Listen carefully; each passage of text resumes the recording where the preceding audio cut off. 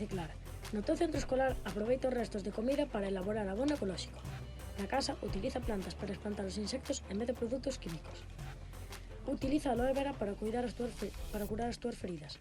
Desprázate en bicicleta para ir ao traballo. Merca bebidas en envases de vidro e non o tires no campo para non provocar incendios e non contaminar o aire. A nosa proposta vai dirixida aos centros públicos de Galicia que contan co comedor escolar. Primeiro, recoller os residuos orgánicos, as peles das froitas, restos de comida. Segundo, leválos ao composteiro, engadir as follas secas que recoñemos no noso patio e que caen das nosas árbores. Terceiro, o compost que conseguimos no noso composteiro levámoslo ao noso horto. No momento de sementar ou de plantar as verduras, abonamos a terra con este compost. Cuarto, recollemos os froitos, amorodos e verduras, pementos, leitugas, tomates, chícharos. Quinto, as cociñeiras prepáranlos e comémolos no comedor. Sexto, volvemos a comezar o proceso.